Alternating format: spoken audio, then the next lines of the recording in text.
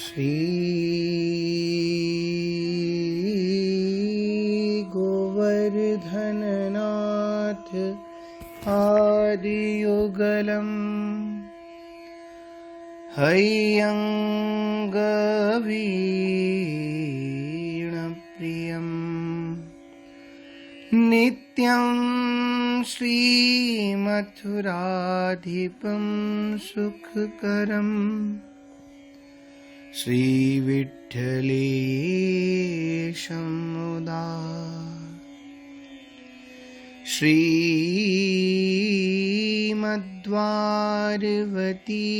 च गोकुलपति श्रीगोकुलेन्दुं विभुं श्रीमन्मथमनमोहनं नटवरं श्रीबालकृष्णं भजे। जय श्री कृष्ण। आज भक्तों के प्रसंग में ठाकुर जी के अष्ट सखाओं के भाव में श्री कृष्णदास जी का चरित्र हम लोग श्रवण करें। श्री कृष्णदास जी का जन्म 1554 विक्रमी संवत चिल्तौर ये गुजरात में एक गांव आता है, यहाँ इनका जन्म हुआ। पिता कुनवी पटेल चिलोत्रा गांव के मुखिया रहे और कृष्णदास जी अविवाहित रहे। 13 वर्ष की आयु में ही पिता से क्लेश पाकर के इन्होंने घर का त्याग कर दिया। बाल्यकाल से ही सत्य प्रेमी, सत्संगी एवं कथा वार्ता में इनकी रुचि थी। कुनवी पटेल होते हुए भी सभी के द्वारा महाराज समादरणीय आदरण भाव इनके लिए रहता था। तेजस्वी आकर्षक वाला व्यक्तित्व इनका था। इनके आरंभ में गुजराती शिक्षा और शरण जब इनकी ठाकुर जी के चरणों में ये शरणागति हो गई, तब इन्होंने ब्रज भाषा का ज्ञान किया और शिक्षा की दृष्टि से सत्संग द्वारा संप्रदाय, काव्य एवं संगीत की शिक्षा भी इनको मिली और कुशलता, हिसाब किताब, कार्य व्यवहार एवं प्रशासन में अति प्रवीण, अलौकिक प्रतिभा संपन्न एवं कला के पार की रसिक व्यक्तित्व। देखिए, रसिक होना परम आवश्यक है और ये उनका दर्शन करने से, इनके प्रसंगों को देखने से पता चलता है। करीब सन 1567 13 वर्ष की आयु में मथुरा में विश्रांत घाट पर महाप्रभु के चरणों में आकर इनकी शरणागति हुई और जब आए तो आरंभ में श्री श्रीनाथ जी की भेंट संग्रह का कार्य इनको मिला।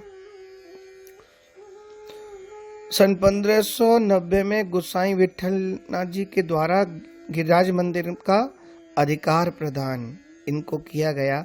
श्रीनाथ जी की अद्यावधि आदि अधिकारी कृष्णदास के नाम से कृष्ण भंडार का संचालन होता है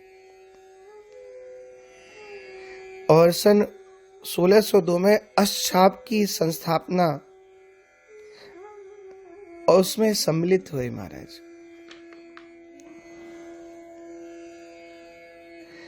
अच्छा, ब्रज में रहने का स्थान भी बहुत सुंदर स्थान था इनका। बिलछू कुंड श्री गिरिराज जी में, जहाँ राधा रानी का बिछुआ गिरा था, उस स्थान पर महाराज इन्होंने अपना रहने का स्थान बनाया और इनकी रचनाएं कृष्ण सागर लगभग 1130 पद इनके महाराज मिलते हैं और कहीं कहीं पदों को ही महाराज इनका नामांतरण प्रदान कर दिया गया, जैसे जुगलमान, चैत्र, भ्रमर गीत, प्रेम तत्व, प्रेम रस, रासे हिंडोरा लीला दान आदि। आप श्री मध्वल्लभाचार्य महाप्रभु जी के शिष्य थे। ये कथन आपने स्वयं पद में कहा, तब ते श्याम शरण हो पायो, जब ते भेंट भई श्री वल्लभ निजपति नाम बतायो। और अविद्या छाण मलिन मति श्रुतिपथ आए दृढ़ायो। कृष्ण दास जन चहु जुग खोजत, अब निहिचे मन आयो। और मारे इतना सुंदर भाव इनका, एक बार इनके पद को श्रवण करके अत्यंत प्रसन्न होकर के श्री प्रिया प्रीतम श्री राधा माधव भाव विभोर होकर के नृत्य किया। वह पद ऐसे है, श्री वृषवान नंदिनी नाचत गिरधर संग, लाग डाट उरप तिरप रास संग राख्यो। ढप ताल मिलियो राग केदारो सप्त स्वर्ण, अब धर तान रंग राख्यो। पाई सुख सिद्धि भरत काम विद रिद्धि, अभिनव दल सत सुहाग हुलास रंग राख्यो। बनिता सत जूथ संग लिए निरखत यो सदचंद, बलिहारी कृष्ण दास सुघर रंग ताख्यो। राधा माधव नृत्य करने लगे महाराज। श्री महाप्रभु वल्लभाचार्य जी ने इनको अधिकारी की पदवी यानी उपाधि प्रदान की। और वर्तमान में आज भी आप दर्शन करें, श्री श्रीनाथ जी की सेवा में जितने भी संबंधी कागज होते हैं सेवा के, उन कागजातों पर अधिकारी श्री कृष्णदास जी की मुहर लगाई जाती है, ऐसा माना जाता है। किंतु इनको ब्रज रज से बड़ा प्रेम, ब्रज रज की तो महाराज लिए अपनी ब्रज धूलि को परम आराध्य मानते थे। और हमारे ब्रज की रसिक जन कहते हैं किस ब्रज की एक एक रज कणिका पर कोटि कोटि चिंतामणि हम लोग न्यौछावर कर देते हैं। ब्रह्मादिक चाहत जिसे उद्धव जीवन मूर, कोटि कोटि चिंतामणि तुलैना ब्रज की धूर।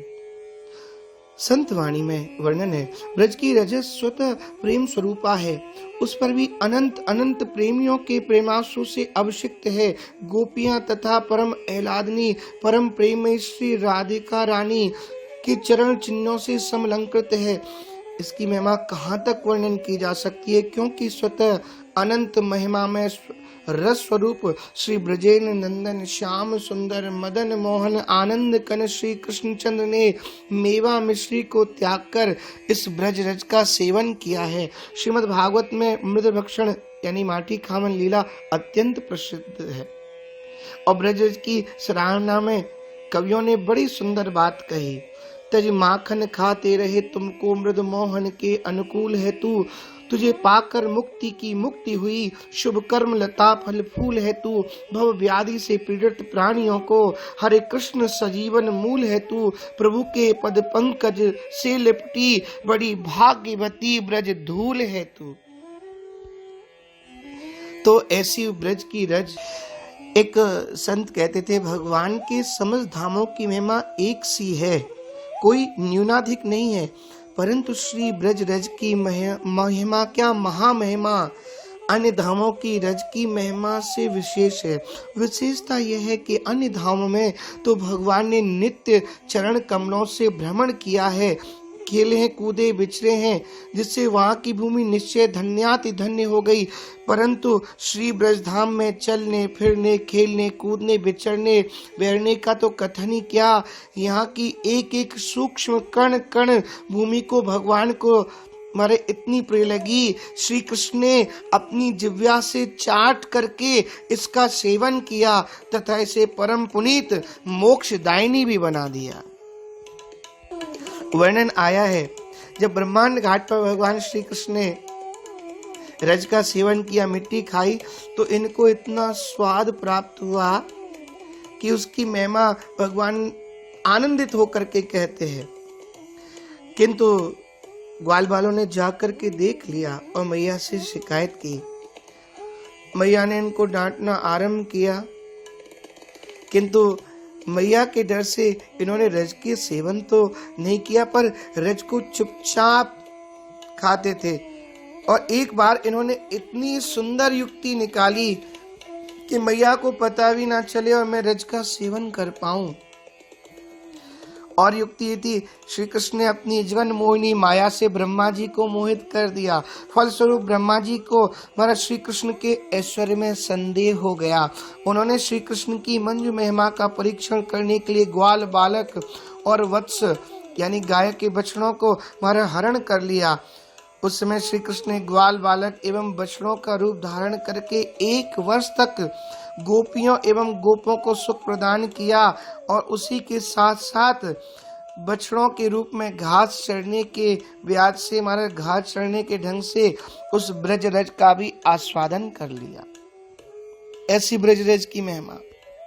तो श्री कृष्णदास जी ने इसी ब्रजरज की महिमा को हृदयंगम करके श्री कृष्णदास इसी को अपना आराध्य मानते थे और श्री गिरिराज जी के समीप अपना स्थान इन्होंने रहने का नियुक्त किया। हंताय मद्रिबला हरिदास वर्यो यद राम कृष्ण चरण स्पर्श प्रमोद मानम तनोति सह गोगण योस्त योर्यत पानी यसु यव सकंदर कंद मूले।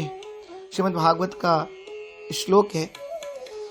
अरे गोपियों, ये गिरिराज, ये गोवर्धन तो साक्षात भगवान के भक्तों में अति श्रेष्ठ है। धन्य है इसके भाग्य।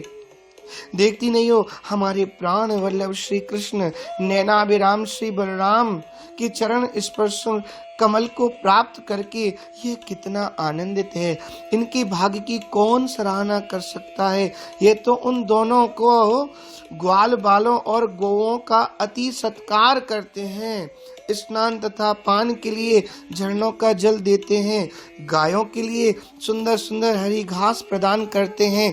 विश्राम के लिए कंदराएं एवं भोजन के लिए कंद मूल फल देते हैं। वास्तव में ये धन्य हैं। श्री कृष्णदास जी आजीवन पर्यंत श्री गिरिराज जी गोवर्धन की सानिध्य में रहते हुए यतिपुरा में श्री ठाकुर श्री श्रीनाथ जी की सेवा ही परायण रहे। एक बार आगरा मंडी में गए और वहां पर दुकान पर कोई जलेबी उतार रहा था। गरम गरम जलेबी देख करके मन में भाव जग गया, ये तो मेरे ठाकुर जी के लिए होनी चाहिए। वहीं मन से मानसिक रूप से पूरा जलेबियों का भरा थाल श्री श्रीनाथ जी को भोग में लगा दिया। और जब भोग उसारा गया, यद्यपि उस दिन भंडार घर में जलेबी नहीं बनी थी, किंतु सबने देखा कि जलेबियों का थाल कहां से आ गया और ठाकुर जी के हाथ में भी जलेबी का दर्शन सबने किया। यद्यपि श्री वल्लभाचार्य जी की सेवा प्रणाली में बाजार की बनी वस्तु का भोग नहीं लगाया जाता, पर भाव राज्य में ठाकुर ने उसको स्वीकार कर लिया। आगरा मंडी में से नित्य सामान लेकर के आते थे भगवान के भोग के लिए। एक बार जब आगरा गए तो देखा बड़ा सुंदर मंच बना हुआ है और वहां के प्रबुद्ध जन, बड़े संपन्न जन बैठे हुए। कृष्णदास जी ने रथ रोक करके देखा तो एक नर्तकी नृत्य करने के लिए मंच पर उपस्थित हो गई। कृष्णदास जी इसका नृत्य देख करके सबसे आगे जाकर बैठ गए। लोगों ने कहा, लो बुढ़ापे में इनकी बुद्धि भ्रष्ट हो गई। आश्चर्य लोगों को तब हुआ कि जैसे ही वो नृत्य करके उतर करके पीछे गई जहां उसका कक्ष था, कृष्णदास जी पहुंच गए। पहले तो वो वेश्या उनको देखकर थोड़ी घबरा गई, नर्तकी डर गई, पर उन्होंने कहा, बेटी बहुत सुंदर गाती हो, बड़ा सुंदर नृत्य करती हो, ये लो 10 रुपया। का एक काम करोगी, अपने समाजियों को लेकर के रात्रि में मैं जहां रुकाऊं वहां तुम आ सकती हो। उसने हामी भर दी और रात्रि में पहुंच करके उसने नृत्य किया। कृष्णदास जी ने इसको 100 रुपये निकाल करके दे दिए।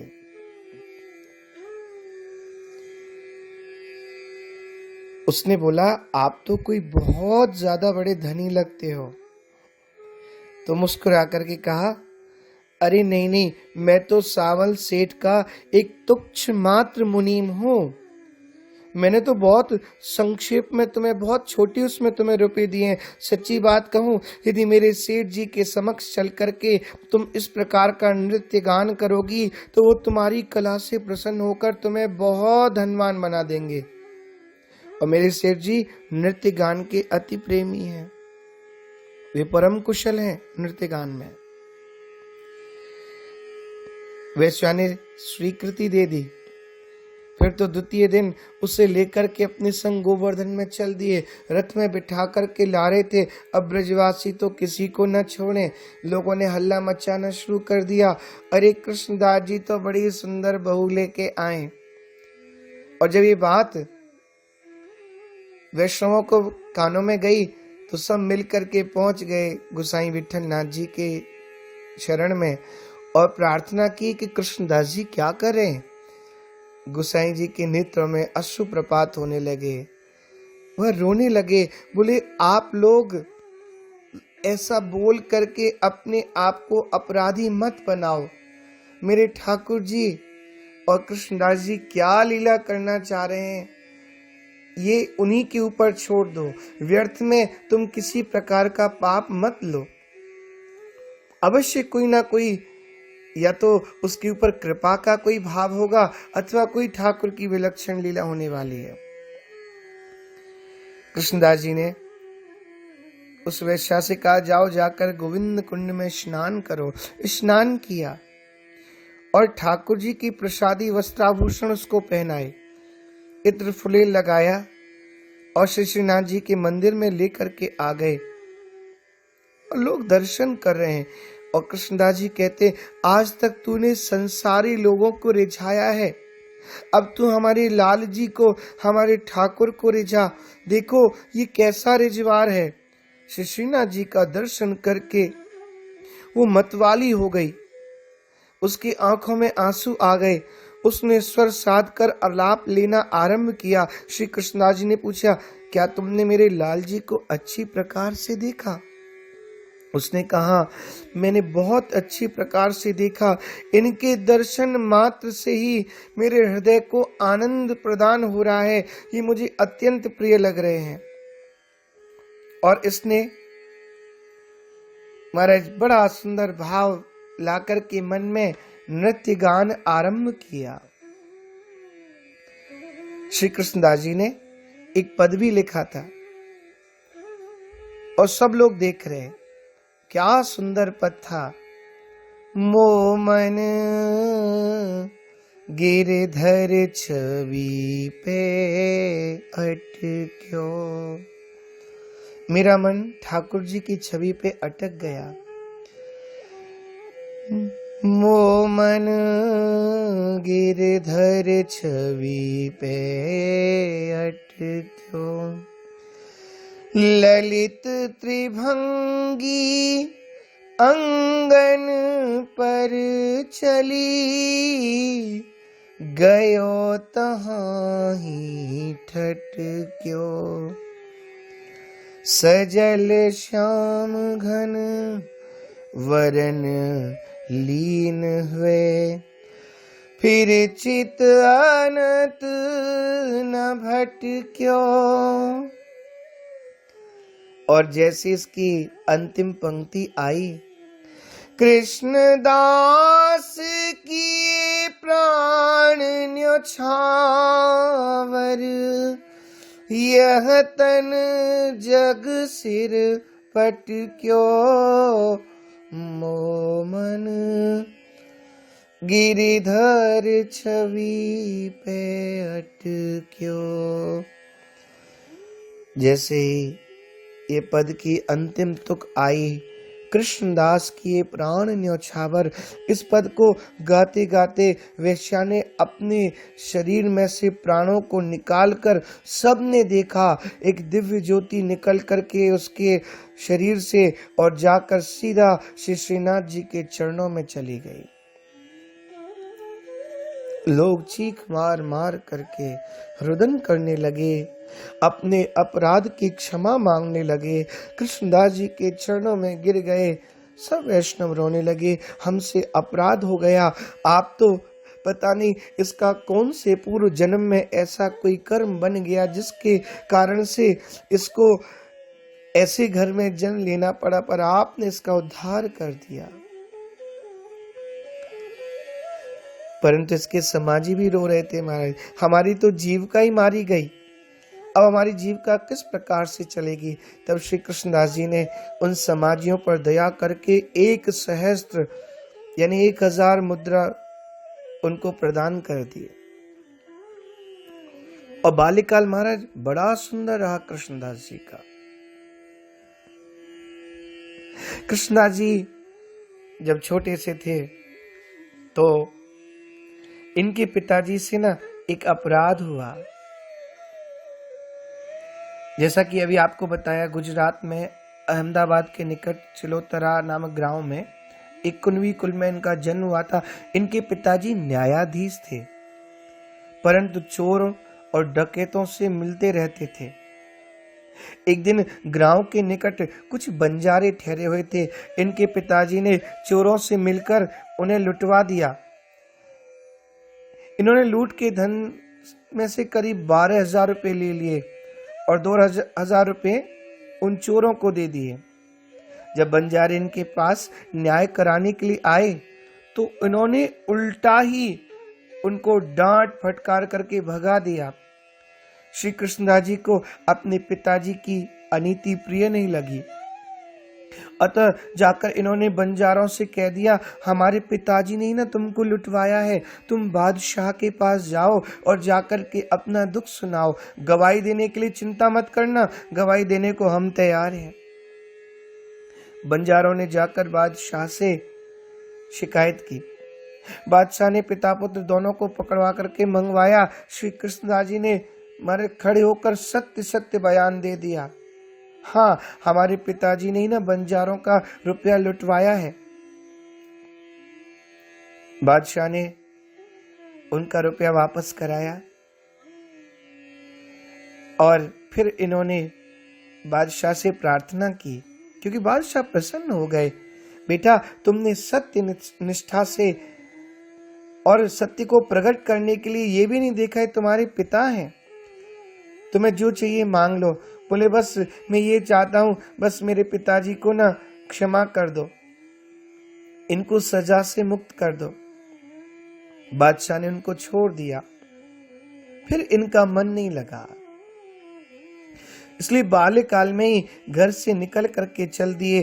तीर्थाटन करते हुए मथुरा में आए और तब आकर के गोसाई जी से मारे इन्होंने दीक्षा ली थी। महाप्रभु जी ने तो एक प्रथम दृष्टि में ही समझ लिया ये भगवदीय जीव हैं और महाराज इनको ठाकुर जी का सेवा भार सौंप दिया गया। एक बार श्री कृष्णदास जी श्री सूरदास जी से मिलने आए।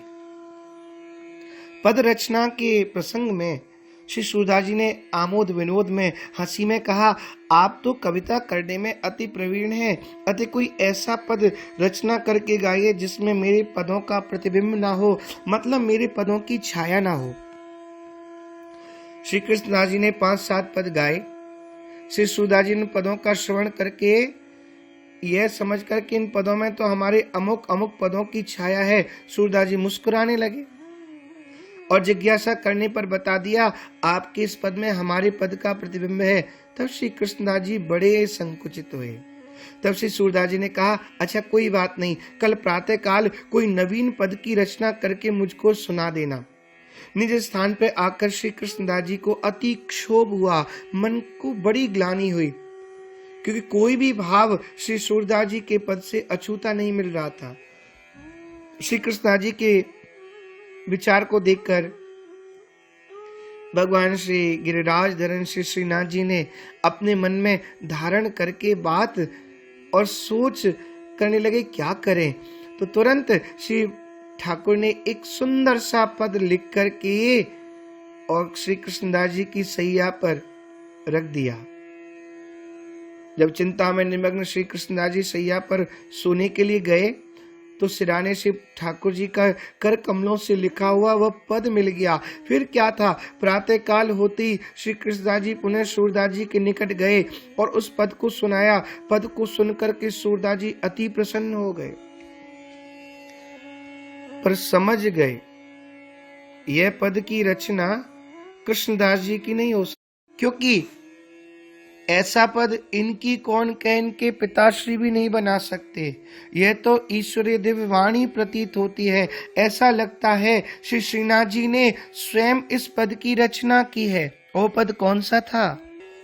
आवत बने कान गोप बालकन संग नेच की खुर रेणु क्षुरित अलकावली भोह मन मथ चाप वक्र लोचन बान शीश शोभित मत मोर चंद्रावली उदित उदुराज सुंदर शिरोमणि वदन निरक पुली नवल युवती कुमुदावली अरुण सकुचत अधर बिंब फल उपहसत कचुक परगट होत कुंद दशनावली श्रवण कुंडल तिलक भाल बेसरी नाक कंठ कौस्तुभ मणि सुभग त्रिबली बली रत्न हाटित खचित उरसी पद कनक पांति बीच राजत सुभग झलक मुक्तावली बलय कंगन बाजू बंद आजान भुज मुद्रिका करतल विराजत नखावली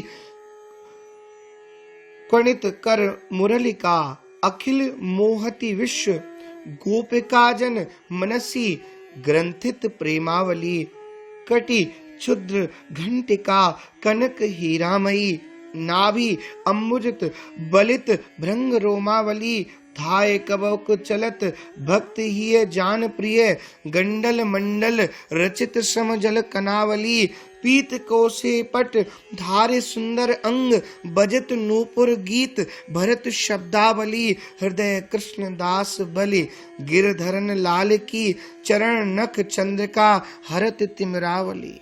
सूरदास जी समझ गए ये इनकी रचना नहीं है। सूरदास जी ने कहा भैया तुम सत्य सत्य बताना, इस पद की रचना आपने स्वयं की है अथवा किसी और ने? श्री कृष्णदास जी बोले सूरदास जी सत्य सत्य जो है मैं बता देता हूँ। मैं तो सोने के लिए शैया पर जा रहा था और ये पद मुझे लिखा हुआ मिल गया। अब तो महाराज सूरदास जी का ठाकुर जी से झगड़ा हो गया और ठाकुर जी से बोले हम दोनों भाई गुरु भाई के आपस में विवाद का एक विषय था, आप बीच में क्यों आ गए? अच्छा अब आप स्वयं कवि बन गए हैं, इसका मतलब तो ये निकलता है तो आप एक काम करो, आप ही पद बनाओ एवं आप ही उसका गायन करें, आप ही उसका श्रवण करें। अब हमारी क्या आवश्यकता रही है? इस प्रकार बहुत सी उपालंब युक्त बातें कहकर सूरदास जी भगवान से रुष्ट होकर अपनी कुटिया में आकर के बैठ गए। मंदिर में आना जाना बंद कर दिया, नित्य प्रति का जो कीर्तन सेवा थी वो बंद कर दिया। परिणाम ये हुआ सूरदास जी के न जाने से कीर्तन समाज गायन अब आनंद की महाराज वो प्राप्ति नहीं होती थी। ठाकुर जी महाराज स्वयं चल के सूरदास जी के निकट आके बोले सूरदास जी मोते गलती है गई, आप मुँह को क्षमा करो, अब चल के आप ही मुँह को पद सुनाओ। जब तक तुम मुँह को पद ना सुनाओगे ना तब तक मुझे आनंद ही ना आवे। कीर्तन में आपके जैसो कोई आनंद मुँह को प्रदान ना करे। और सच्ची बात तो ये कि मुझे खाएवो पीवो कछु अच्छा ही ना लग रहे हो। श्री ठाकुर जी ने इस प्रकार से जब अन्य विनय प्रार्थना की तो सूरदास जी आकर के महाराज मंदिर में विराजमान हुए और तब उन्होंने पद गाया। एक बार एक वैष्णव ने श्री कृष्णदास जी को 300 रुपए कुआं बनवाने के लिए दिए। श्री कृष्णदास जी ने 100 रुपए एक मिट्टी के कुल्हड़ में रखकर एक आम के पेड़ के नीचे गाड़ दिए और 200 रुपए का कुआं बनवा दिया। देखिए ये प्रसंग शिक्षा देता है, कितना सतत सावधान आप लोग रहें। जब कुआं बनकर तैयार हो गया तो उसको देखने गए, लाठी टेक कर कुआं की ओर झुक कर देख रहे थे। देवक्षा से लाठी खिसक गई और ये कुआं में गिर गए, इनका प्राणांत हो गया। विशेष अनुसंधान करने पर भी श्री कृष्णदास जी की देह प्राप्त नहीं हुई। साधारणतया इसको मृत्यु को ना अकाल मृत्यु लोग कहते हैं, और अकाल मृत्यु से मरने वाले जीवों की प्रेत योनि होती है, प्रेत योनि को प्राप्त होते। परंतु भजननिष्ठ भक्तों को किस प्रकार से अधपतन हो, ऐसा ठाकुर जी नहीं चाहते। भगवान स्वयं कहते न में भक्त प्रणश्यति। महाराज परीक्षित की भी तक्षक के डसने से मृत्यु तो हुई, परंतु वो सीधे भगवत धाम को गए।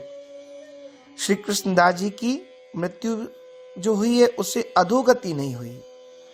वह श्री भगवत लीला में प्रवेश करने के लिए भारत ठाकुर ने उनका मार्ग खोल दिया, परंतु शंकालुओं को आशंका का समाधान कैसे किया जाए, इसके लिए भगवत कृपा से लोगों को दिव्य रूप धारी श्री कृष्णदास जी का साक्षात्कार हुआ महाराज। इससे सबका भ्रम नष्ट हो गया। कैसे? महाराज श्री कृष्णदास जी ने कह दिया था, कुछ गोवर्धन की तलहटी में ब्रजवासी जा रहे थे, उनसे कहा भैया, सबने मुड़ करके देखा, ग्वाल स्वरूप सभी लोगों को प्रत्यक्ष जैसे वो दर्शन करा रहे हों। कहा देखो, मैं अब ठाकुर जी के समीप जा रहा हूं, आगे आगे श्री बलदाव जी गए हैं, उनके पीछे पीछे मैं भी जा रहा हूं। आप लोग गोसाई श्री विठल नाथ जी से मेरा प्रणाम कह देना। और तदुपरांत श्री कृष्णनाथ जी ने कह दिया कि वो धन ना मैंने जहां गाड़ रखा है उसका ये स्थान है, उनको भी बता देना कि धन कहाँ पे गड़ा हुआ है। अब लोग आए, आकर के गोसाई विठल नाथ जी से कहा, मारे जब वो धन जहाँ गड़ा था उस स्थान पर गए जहाँ कृष्णदास जी ने बताया, तो धन मिल गया। समस्त ब्रजवासियों को, वैष्णवों को संपूर्ण रूप से विश्वास हो गया कि निश्चय ही इनको श्री कृष्णदास जी मिले थे। इसलिए श्री कृष्णदास जी की अधोगति नहीं हुई, जबकि वो ऐसा मानते भगवान की नित्य लीला में सम्मिलित हो गए। इसे सभी जो शंका कर रहे थे, उनकी शंका रूपी कीचड़ को धुल करके सबके हृदय को निर्मल बना दिया गया। ऐसे श्री कृष्णदास जी का अद्भुत चरित्र, अनेकानेक पद, बड़ा सुंदर इनका भाव। तो ठाकुर जी के ऐसे अष्टशाखाओं में जो श्री कृष्णदास जी हैं, इनको हम लोग सादर प्रणाम नमन करते हैं। जय श्री कृष्ण।